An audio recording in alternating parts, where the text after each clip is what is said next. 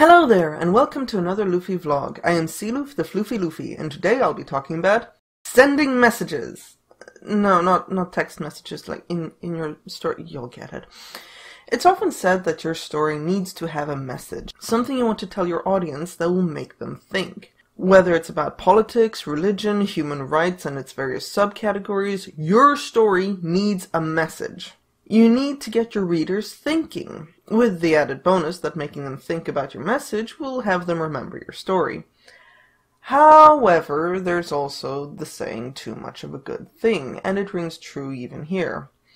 You'll sometimes hear reviewers complaining about a message being hammered into the audience, or ham-fisted into the story, or outright hijacking the book or film from the actual plot or characters, or that there's a cluttered mess of bad messages, or other such things. I think mostly it's in how it's written, though the intent behind the writing can certainly also play a part. If you write a story for the sole purpose of sending a message, with plot and character development and such taking a backseat to the all-important message, you're more likely to annoy your readers than engage them. Similarly, while you can definitely have more than one message in a single story, trying to cram too many messages into it is likely to draw time and focus away from fleshing out the plot and characters themselves, and still not leave enough room for any of the messages to be properly developed or presented either. It's gonna get messy, and likely come across as preachy and painful, and you'd almost have to exaggerate and shout about each point because of the lack of time to really explore any of them in a nuanced fashion.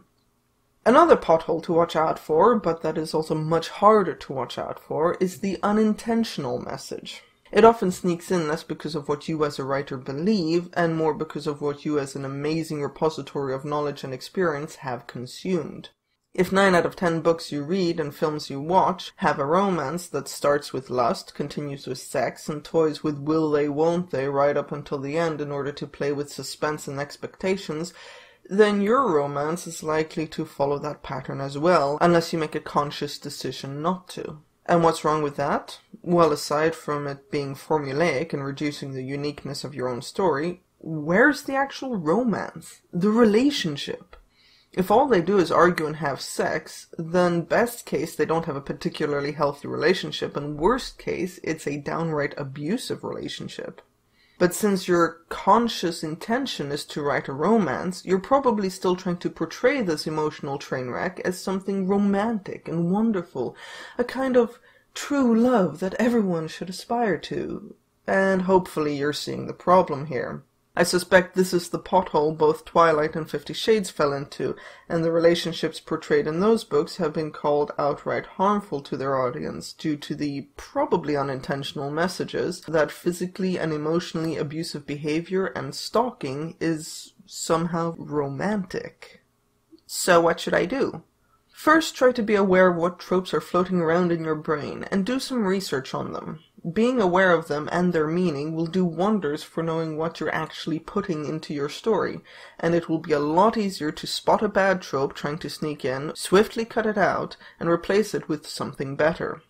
Second, have a message in mind, your intended message, but focus on the characters and plot. Supposedly you're in this to tell a story, and your audience is looking for a compelling story, so do that first and foremost, and you'll probably find your views and opinions and whatever messages you have in mind coloring the end result regardless. But you'll have the focus where it needs to be from the start, on the characters and actual plot.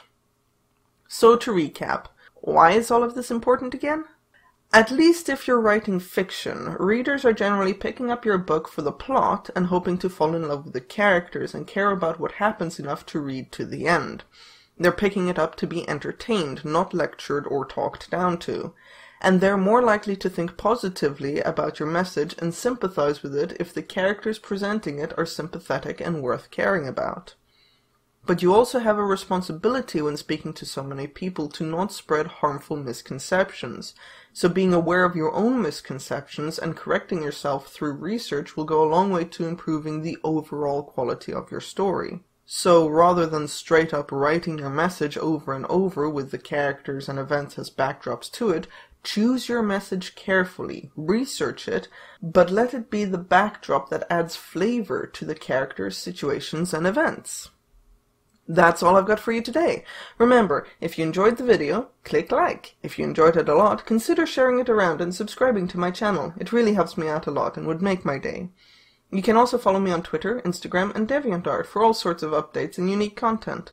While the most important stuff reaches all of them, I do post a lot of different content on each platform, so it's definitely worth following me on more than one. Links in the description below. Off and away!